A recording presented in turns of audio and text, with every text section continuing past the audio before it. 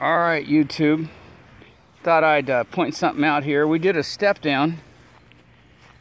And I got a stake here. And every time you step down, you're 1 inch further away from your hill, you know, because of the block. How it, you know, keeps moving over, you know. So as you step down, you're 1 inch further away from the hill. Or if you step up, if you're building it, stepping up, you're going to be 1 inch further closer to the hill. If for that row. And then always set your line up on level, so then you have it level, and then you know exactly where that row is supposed to be. So if you stepped up, move your string line 1 inch closer to the hill, and then to the top of your block, of course, on that row. If you'll look, I've got my string line set up right there. And if you look at it, you can tell that block is further away from the hill because of your 1 inch little lip, you know, or 3/4, whatever the hell it is.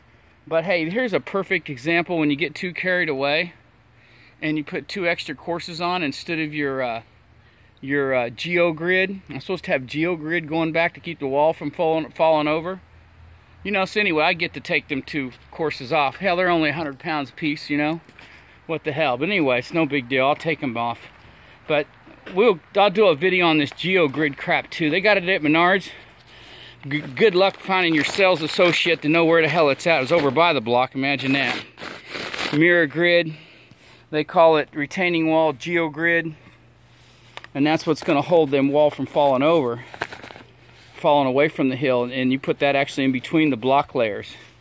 They got videos on it, but I got a little happy here and got a couple extra rows on. I'll get to take it off. But anyway, I just thought I'd go over that. When you set up your string line, keep it level. And if you're going up, it's 1 inch closer to the hill. If you're stepping down, it's 1 inch further away from the hill. That way you can kind of keep your line somewhat straight, because my wall was moving in and out. And I was like, what the hell is going on? First off, I didn't have the string line level.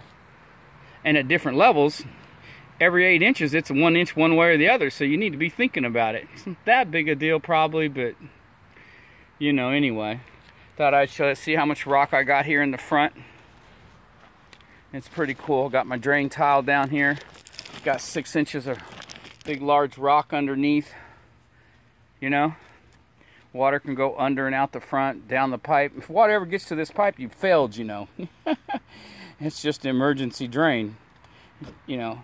But anyway, I had 10 ton of smaller rock there, 3/4, and I got 10 ton of rock here.